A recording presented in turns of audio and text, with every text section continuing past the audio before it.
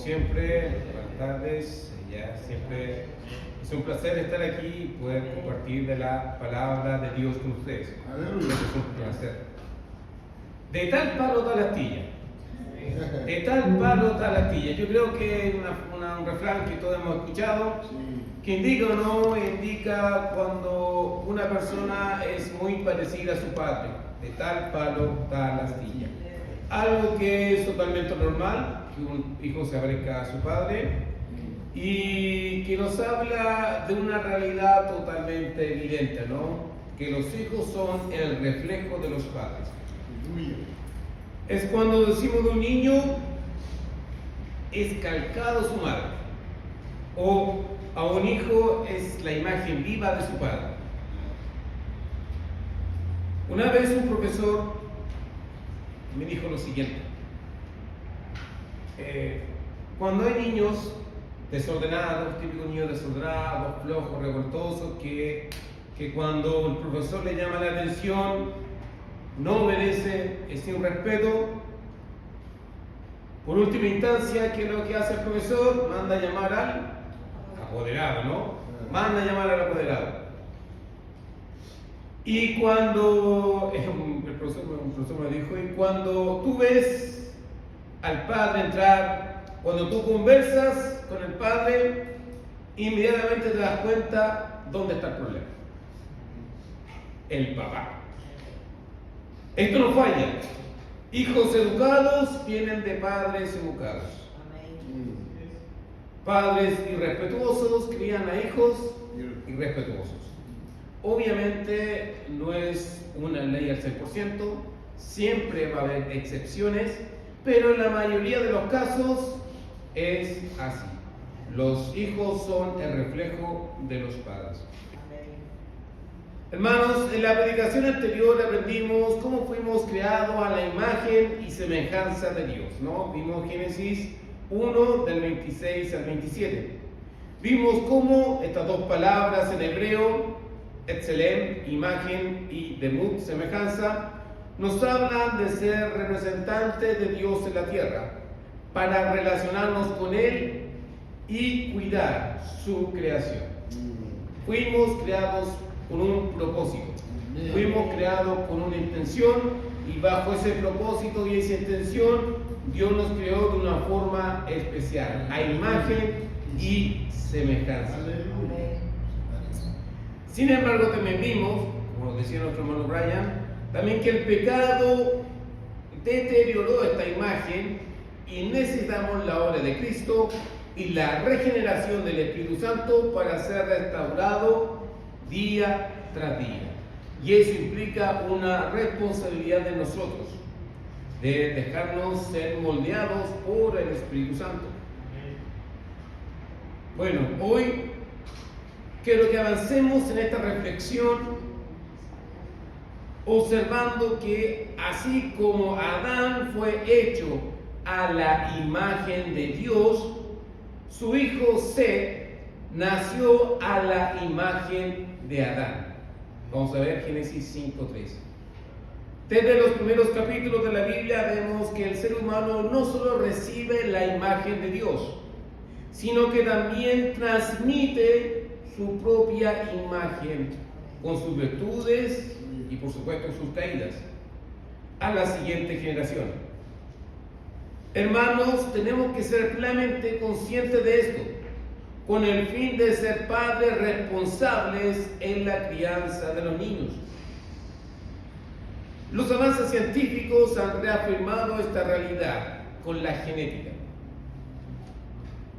que nos señalan que efectivamente traspasamos nuestros genes a nuestros hijos, y estos genes que heredamos de nuestros padres nos han predispuesto a ser lo que somos. Muchas veces somos lo que nuestros genes nos han predispuesto. Pero también hay algo que la ciencia nos ha dicho y que también reafirma las palabras de la Biblia. Y es que el ambiente, hermanos, el ambiente influye en la construcción de la personalidad de una persona y por ende en su conducta. Entonces vamos a ver dos fenómenos claros en la formación o construcción de la identidad, en la construcción de la personalidad y por ende el comportamiento que uno tiene. Son los genes que vienen cuando nosotros nacemos, que son heredados de nuestros padres de generación en generación, pero también en el ambiente en que nos criamos. Esta interacción genética y ambiente nos hacen ser lo que somos. Hermanos, no podemos escoger qué genes heredar a nuestros hijos. No podemos. Yo no puedo decidir, quiero que mi hija nazca con estos genes, que son los genes más fuertes que yo tengo, y no con estos que yo considero que son los malos. No podemos escoger qué genes van a heredar o qué genes queremos que nuestros hijos hereden. Pero sí podemos darle un ambiente para que aprendan lo mejor de nosotros. Amén. Eso es nuestra decisión y es nuestra responsabilidad. No podemos escoger los genes, pero sí podemos construir un ambiente adecuado para nuestros hijos. Vamos a ver que como una buena enseñanza y un buen ejemplo pueden ser más poderosos que los genes.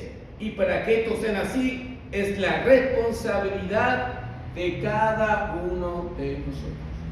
Nuestros genes nos predisponen, pero un buen ambiente cristiano, un buen ambiente donde gobiernan los principios de Cristo, es más poderoso que los genes los cuales nos predisponen. ¿Lo haremos? Padre eterno, Señor, ayúdanos, Dios mío, a comprender tu palabra, Dios mío, ayúdanos a comprender tu verdad, Padre eterno, que ayúdanos, Dios mío, Señor, a ser gobernados por este Padre. Danos sabiduría, Dios mío, y un corazón humilde, Padre, para poder comprender, entender tu palabra y aplicarla en nuestra vida, Señor. Gracias por todo, en el nombre de Jesús. Amén.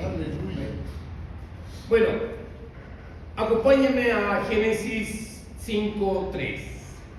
La herencia de Adán y la herencia genética. Fíjense lo que dice Génesis 5. Vamos a comenzar con el versículo 1, ¿ya? Vamos a comenzar con el versículo 1, pero en el 3 es donde nos vamos a quedar. Génesis 5, versículo 1 al 3. Dice así: Este es el libro de las generaciones de Adán. El día en que creó Dios al hombre, a semejanza de Dios lo hizo. Varón y hembra los creó y los bendijo y llamó el nombre de ellos Adán el día en que fueron creados. Y vivió Adán 130 años y engendró un hijo a su semejanza, conforme a su imagen, y llamó su nombre Set. Fíjense el paralelismo que hay en estos versículos. Dios crea a Adán a imagen y semejanza, y Adán engendra un hijo a su imagen y semejanza. Hay muchas cosas que podríamos hablar de este libro de Génesis o de la Biblia, y hermanos, quisiera hablarles de que muchas veces confundimos o nos dejamos llevar por ideas que son un poco erróneas. La Biblia nos habla de la verdad, ¿no es cierto? Amén. La Biblia nos habla de la verdad. Amén. Pero lo que la Biblia no hace es hablarnos de toda la verdad. Porque la Biblia, hermanos, nos sale toda la verdad. ¿En qué sentido lo digo? La Biblia tiene un propósito, tiene una intención. ¿Y cuál es la intención de la Biblia? Es comunicarnos cómo podemos reconciliarnos con Dios. ¿Cómo podemos hallar redención? Y que nuevamente tener esta relación que Adán tenía con Dios, recomponer esta relación. Por ende, la Biblia tiene un propósito y lo que está escrito en la Biblia apunta a ese propósito. Por lo tanto, en la Biblia no vamos a encontrar formación de las estrellas y cómo están hechas y los gases, o no vamos a encontrar ecuaciones matemáticas y esas cosas. ¿Por qué? Porque a la Biblia no le interesa. ¿Qué es lo que le interesa a la Biblia? Es que nosotros podamos hallar salvación. ¿Por qué no digo esto? Porque si sacamos este versículo fuera de contexto, podríamos decir que Adán tuvo un hijo, Set. Pero obviamente nosotros sabemos que antes de Set, ¿quiénes estaban? Caín y Abel. Pero la pregunta, ¿por qué aquí no se nombra a Caín y Abel? Porque nuevamente la escritura tiene un propósito. Y en Set vamos a encontrar que hay un propósito en las generaciones de Set. Además que la Biblia menciona que no tan solo Adán y Eva tuvieron Caín, Abel y Set, sino que también dice la Biblia que tuvieron hijos e hijas, tuvieron mucho más descendencia. ¿Por qué la Biblia no lo menciona? Porque justamente no es su propósito. No es su propósito. La Biblia tiene un propósito. Que aquí es que lo nombra, es que habla de Set, ¿ya? Que prontamente después vamos a ver que los hijos de Set son los que comienzan a invocar el nombre de Jehová. Comienzan a invocar el nombre de Jehová. Por ende, aquí vemos que Set tiene un propósito y por eso es que se le nombra aquí en vez de a los demás. Ahora bien, con esto las Escrituras nos muestran que el hijo de Adán hereda rasgos de su padre. Esto no solo de un aspecto físico, sino también moral y espiritual. Y aquí vemos, ¿no? Vemos que con el pecado vimos que la imagen no lo hemos perdido, pero sí se ha deteriorado, ¿no? Se ha ensuciado. Y esta imagen deteriorada o ensuciada es lo que Adán le transmite a sus generaciones hasta llegar obviamente a nosotros. La ciencia actual nos enseña que efectivamente transmitimos genes que predisponen ciertos rasgos de personalidad, temperamento o actitudes. Sin embargo, la misma ciencia recalca que estos genes no son una condena irremediable. Existe un segundo factor esencial que es el ambiente. Hermanos, aquí la palabra clave es predispuesto. Tenemos una predisposición genéticamente. ¿Ya? Yo puedo ir a una parte, a un lugar, predispuesto a ir a pelear, predispuesto a ir a disculparme, predispuesto a ir a pagar, predispuesto a ir a tener una conversación, predispuesto a. Pero eso no significa que al final se haga lo que yo estoy predispuesto. ¿Por qué? Porque puede ser porque por el camino me arrepienta. Suceda algo, alguien en vez yo voy predispuesto a pelear, pero la persona me habla de tal manera que yo, bajo la intensidad, pido disculpas, no sé. ¿Han escuchado esa frase? No, yo venía predispuesto a, pero me hicieron cambiar. Una cosa es estar predispuesto y otra cosa es que se haga lo que estaba pensando hacer. Hay dos palabras ya en genética, genotipo y fenotipo, conté con lo que se me acuerdo muy bien, pero una genotipo es esta idea de estar predispuesto a. Yo tengo una predisposición a estar enfermo, a que tenga cáncer, o estoy predispuesto a tener un temperamento fuerte, o estoy dispuesto a tener un temperamento pasivo, ya está ahí en mis genes. Pero otra cosa es el fenotipo, que es lo visible, que es lo que realmente me está pasando. Estoy predispuesto a hacer un temperamento fuerte o alegre, pero en la realidad, ¿qué es lo que soy? Soy totalmente lo contrario. Porque aunque está predispuesto, pero lo visible, estoy diciendo lo contrario. ¿Por qué? ¿Cómo sucede esto? Bueno, porque está esto al medio que se llama ambiente. Estaba predispuesto a, pero el ambiente me hizo crearme de una forma diferente. Fuimos creados a la imagen de Dios, pero en nuestra naturaleza caída transmitimos también la imagen de nuestras propias limitaciones y pecados. Esto está claro, hermanos. Por ejemplo, acompáñame a Romanos 5:12, ¿no? un versículo muy conocido que habla exactamente lo que estamos diciendo. Romanos 5:12.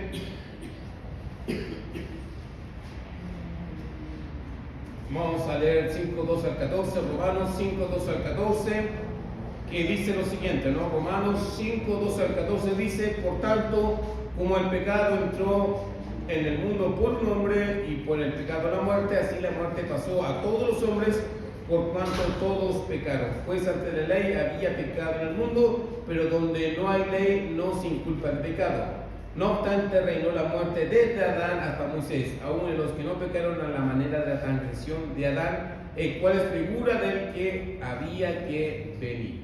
De la misma forma, como estamos hablando, en la imagen que Adán traspasó a su hijo fue una imagen deteriorada y limitada. Esa fue la imagen.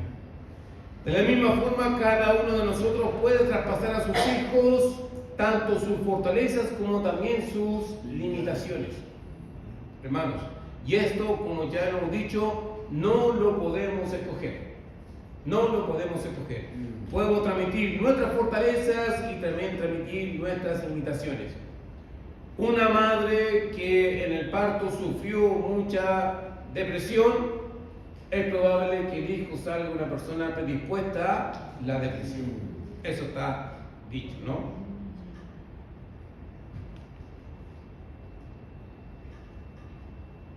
Y en gran medida, debemos de ser conscientes de ello, ya que estoy seguro de que cada uno de nosotros nos gustaría que nuestros hijos sacasen lo mejor de nosotros, lo mejor de nuestro aspecto físico, ¿no? Los ojos, la altura, mi cara, mis piernas, no sé, aspectos físicos, como también lo mejor de mi personalidad. Quisiéramos que sacaran eso,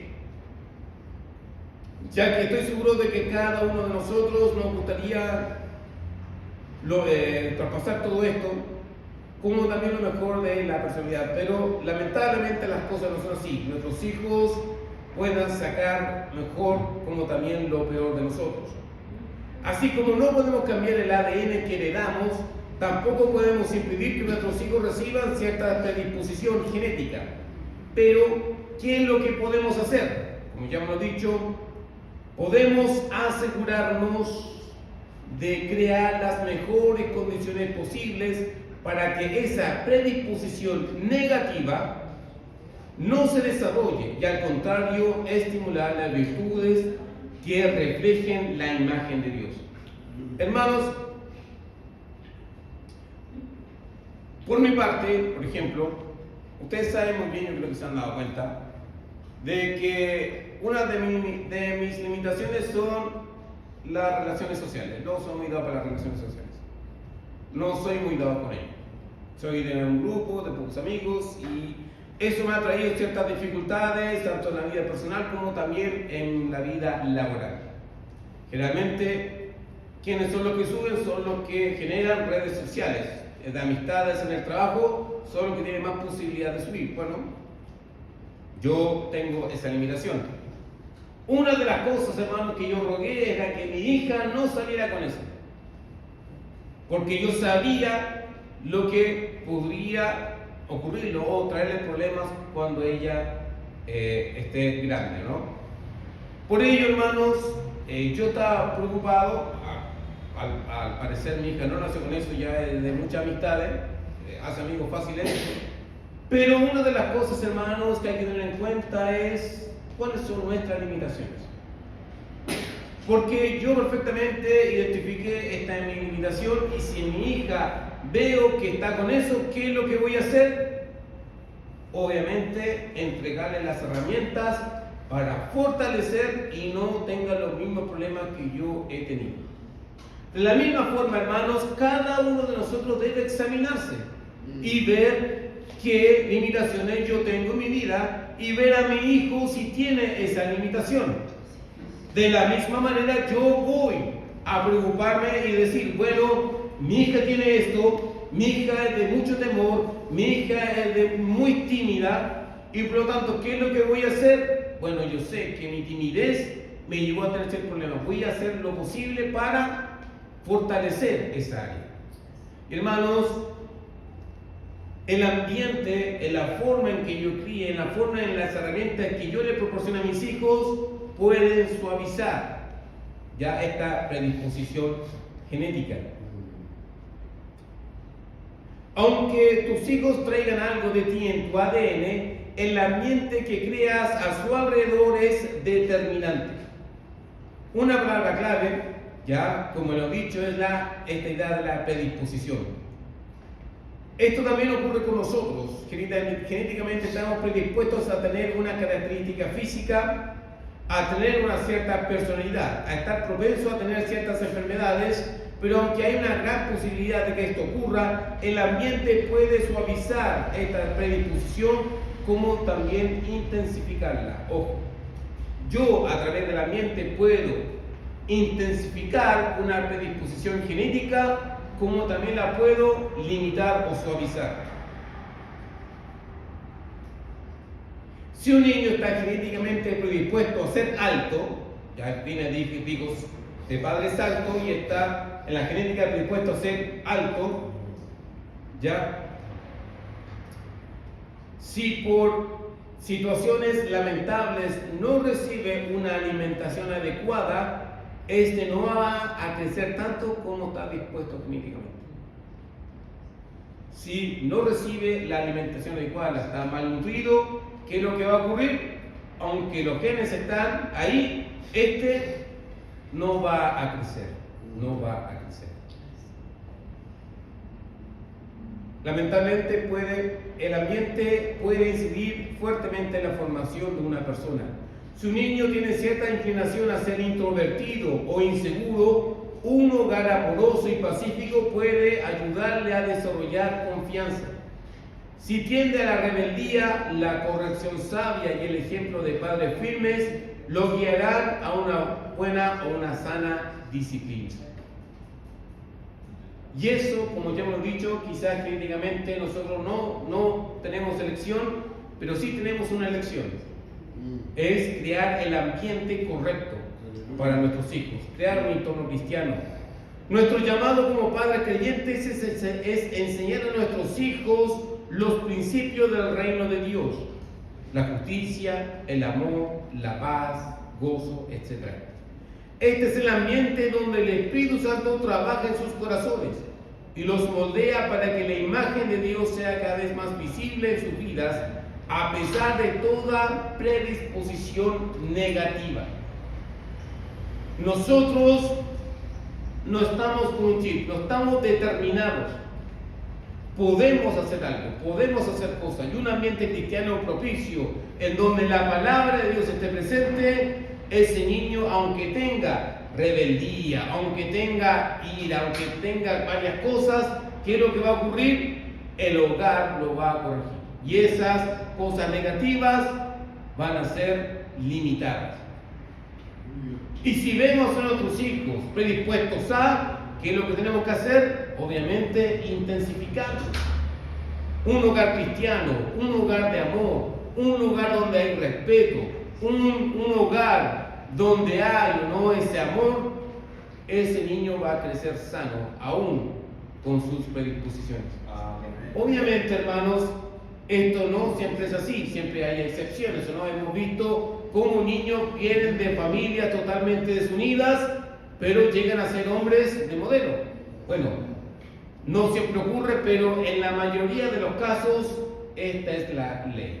En la mayoría de los casos, esta es la ley. Instruye al niño en su camino, aun cuando fuera viejo, no se apartará de él. Este proverbio es más que conocido. Nuestro deber es orientar, guiar, amar y corregir con paciencia, sabiendo que Dios puede tocar sus corazones.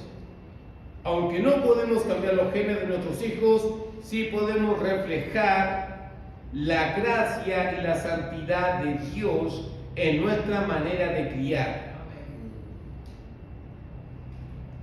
impartiendo un legado que está alineado con la voluntad de Dios. Y esa es nuestra responsabilidad como padres. Por lo tanto, hermanos, genéticamente puede pasar muchas cosas, pero lo que nosotros sí podemos hacer y sí podemos decidir es crear un hogar cristiano para nuestros hijos. Ahora, quizás usted diga, ok, muy bien, pero yo ya crié, o yo no tengo hijos, aún soy joven. ¿Qué pasa esto conmigo? Bueno, hermanos, déjeme decirle que no tan solo hay hijos carnales. La Biblia nos enseña una verdad, y una verdad que quizás a veces se nos olvida como cristianos, y es que también existen los hijos espirituales, que también vienen con un mundo, con unas ideas, en los cuales también necesitan un hogar, necesitan una iglesia en el cual reine el amor, la fe, donde esté el Espíritu Santo presente. Obviamente no estoy diciendo que la iglesia tiene que ser todo color de rosa, siempre van a haber problemas. Hemos visto en el discipulado que estamos haciendo, ¿no?, que la iglesia es la familia de familias, está compuesta por familias. Y como en las mejores familias siempre hay discusión, siempre hay problemas, siempre hay cosas, pero cuando Cristo gobierna, esas cosas siempre se solucionan. En la misma forma pasa en las iglesias. Pero hermanos, un nuevo creyente es un niño espiritual. Y como un niño espiritual necesita padres espirituales que lo guíen, que lo corrijan, que le den ejemplo. Conoce en la Biblia, no todo es carne, sino también es espíritu.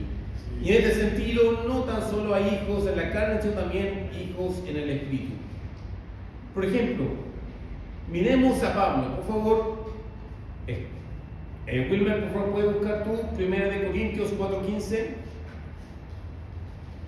Y Héctor, por favor, ¿puedes buscar Filemón 1:10? Vamos a ver 1 Corintios 4:15 y Filemón 1:10.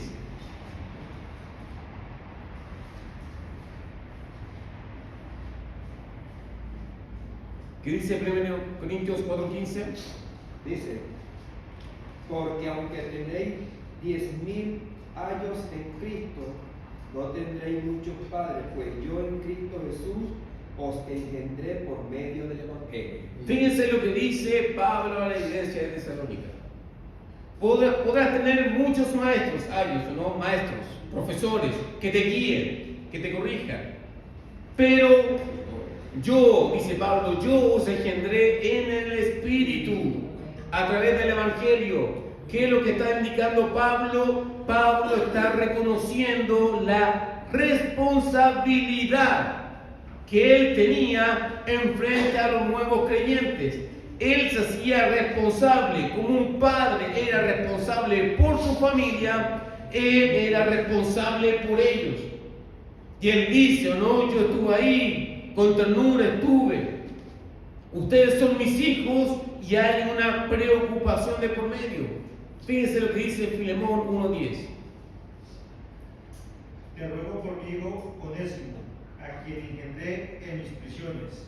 Fíjense, Pablo aquí está rogando por una persona que se llamaba Onésimo.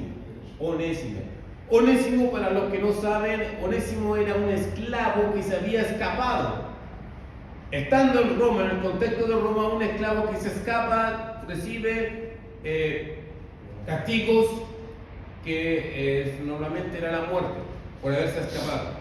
O se le devolvía ya a su amo, y este le podía proporcionar el castigo que tuviese conveniente, ¿no? Porque él era de su propiedad. Aquí Onésimo escapó, cayó en prisión, y en prisión se encontró con Pablo. Y el apóstol Pablo en prisión, lo más probable es que le haya predicado el Evangelio y Onésimo haya aceptado a Cristo en la cárcel. Cuando Onésimo sale, Pablo le envía a Filemón, que justamente era un cristiano. Y esta carta es para decirle que a Filemón que reciba a Onésimo, que no lo castigue. ¿Por qué? Porque ya no es solo un esclavo, también es tu hermano. Y por lo tanto aquí Pablo, fíjense las palabras que utiliza para rogar a Filemón que reciba a Onésimo. Él le dice, a mi hijo que he engendrado. Estas palabras son profundas, son poderosas, porque Pablo es un líder en el cual está indicando a Filemón: esta persona es tu hermano y también es mi hijo. Tú tienes que recibirlo. Tú también recuerda que me tienes una deuda. Bueno, págate con eso. Vemos aquí el ejemplo de Pablo. Ejemplo de Pablo que se preocupa, que recibe esta responsabilidad ya de cuidar a sus hijos espirituales. Hermanos, ¿usted se ha dado cuenta que también tiene hijos espirituales? No sé, hermanos, como esos padres que se les llama papá corazón, que engendran hijos y los abandonan. Hermanos, ¿tenemos hijos espirituales abandonados? Aleluya. ¿Tenemos hijos espirituales que no nos preocupamos de ellos? Somos responsables de nuestros hijos carnales como también de nuestros hijos espirituales. Nuestros hijos y las generaciones que vienen detrás observan nuestras vidas, ven si de verdad estamos siendo moldeados por Dios o si nos acomodamos a lo que le damos de Adán. Al reflejar el carácter de Cristo, transmitimos un legado distinto, ya no un simple rasgo genético, sino el testimonio de una vida transformada por el amor de Dios. Hermanos, tenemos un llamado y una responsabilidad.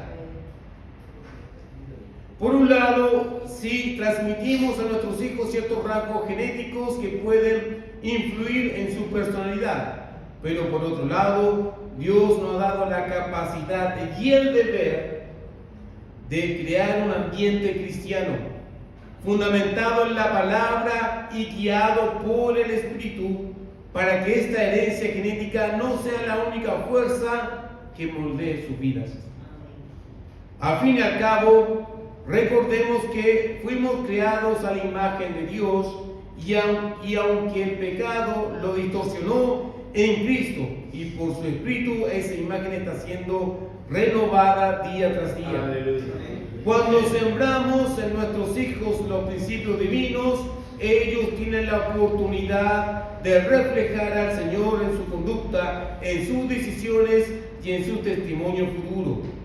Oremos para que cada uno de nosotros sea consciente de esta gran responsabilidad y aprovechar la oportunidad de impactar positivamente la vida de quienes Dios ha puesto bajo nuestro cuidado. Que el Espíritu Santo nos ayude a moldear su imagen visible del Dios invisible en nuestras familias para la gloria de su nombre y la bendición de nuestra generación, hermanos. Amén. Oremos. Padre eterno, Señor, gracias te doy, Dios mío, por tu palabra, Señor mi Dios. Ayúdanos, Dios Santo eterno, a ser padres, Dios mío, responsables, Señor mi Dios. No tan solo, Dios mío, con nuestros hijos carnales, sino también, Dios Santo, con nuestros hijos espirituales, Dios Santo. Padre eterno, Señor, ayúdanos, Dios mío, a darnos cuenta de esta enorme responsabilidad que tenemos. Y Dios mío, ayúdanos a que nuestro hogar, aquí en la iglesia, en nuestra congregación, Dios mío, reine, Dios Santo, tu Espíritu, Dios mío. Reine tu palabra en nuestras vidas, Señor mi Dios. Y que en nuestras vidas, Dios mío, podamos dar el ejemplo a nuestros hijos, Dios Santo. El ejemplo de ser la imagen visible de un Dios